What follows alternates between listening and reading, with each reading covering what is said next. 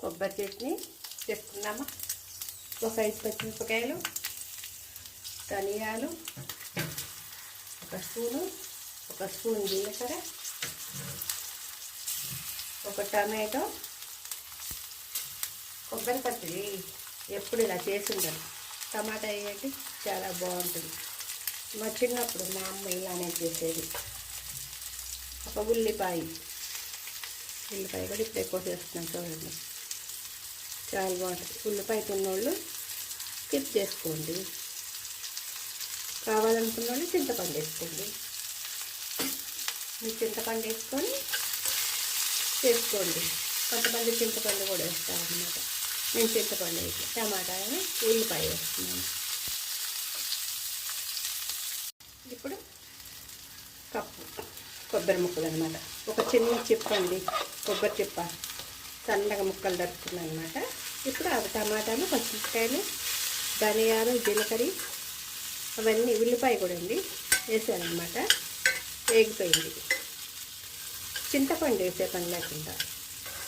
చింతపండు అందరికీ పడదు కదా, గ్యాస్గా, అందుకని నేను టమాటా వేస్తా. ఇష్టం వేసుకోవచ్చు, మన బాడీకి సెట్ అయితే వేసుకోవచ్చు.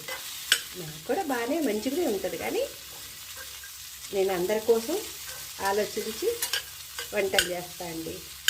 అందరు చూసి కూడా హెల్త్గా ఆలోచించాలి కదా, అలా ఆలోచించే చేస్తాను నేను.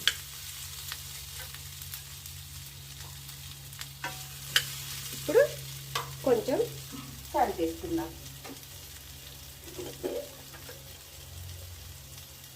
ఈ స్పూన్ తోటి స్పూన్ సరిపోద్దండి సాల్ట్.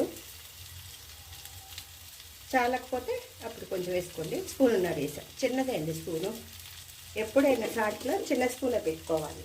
సరిపోకపోతే అప్పుడు మనం చూసుకొని వేసుకోవచ్చు అన్నమాట. ముందన్న వేసుకున్నాం. ఇప్పుడు పోపు, ఎండుమిరపకాయలు, ఇది ఇంగువండి, ఒక స్పూన్ ఆవాలు, జీలకర్ర అవన్నీ ఇందాక వేసాను కదా, కొంచెం కరివేపాకు. పోపు రెడీ అయింది.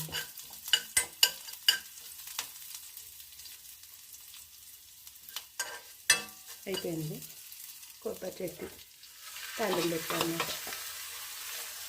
రెడీ కొబ్బరి చట్నీ. చట్నీ సూపర్గా ఉంది చూడండి, మంచిగా.